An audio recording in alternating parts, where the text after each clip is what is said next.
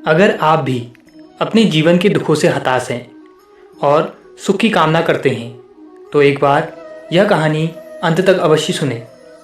आशा करता हूँ कि इससे मिली सीख को आप अपने जीवन में उतारकर अपना जीवन सफल बना पाएंगे।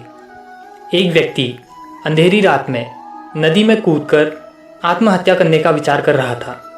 वर्षा के दिन थे और नदी पूरे उफान पर थी। आकाश में बादल घिरे थे और रह रहकर बिजली चमक रही थी। वो व्यक्ति काफ़ी धनी था, लेकिन अचानक हुए घाटे से उसकी सारी संपत्ति चली गई थी। उसके भाग्य का सूरज डूब गया था। चारों ओर निराशा ही निराशा थी और भविष्य नजर नहीं आ रहा था। उसे कुछ सूझ नहीं रहा था कि क्या करे, तो उसने स्वयं को समाप्त करने का विचार कर लिया और नदी में कूदने के लिए जैसे ही चट्टान के छोर पर खड़ा होकर वह अंतिम बार ईश्वर का स्मरण करने लगा, तभी दो बुजुर्ग परंतु मजबूत बाहों ने उसे रोक लिया।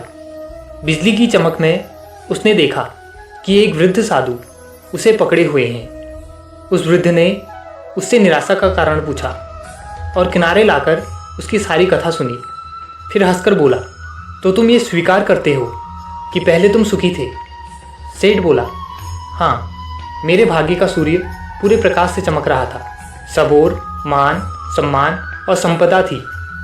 अब जीवन में सिवाय अंधकार और निराशा के कुछ भी शेष नहीं रहा। वृद्ध फिर हंसा और बोला, दिन के बाद रात्रि है और रात्रि के बाद दिन। जब दिन नहीं टिकता तो रात्रि भी कैसे टिकेगी? परिवर्तन प्रकृति का नियम है। ठीक से सुनो और समझ लो, जब तुम्हारे अच्छे दिन हमेशा के लिए नहीं रहे तो बुरे दिन भी नहीं रहेंगे। जो इस सत्य को जान लेता है वो सुख में सुखी नहीं होता और दुख में दुखी नहीं होता। उसका जीवन उस अडिग चट्टान की भांति हो जाता है जो वर्षा और धूप में समान ही बनी रहती है। सुख और दुख को जो संभाव से ले, समझ लो कि उसने स्वयं को जान लिया।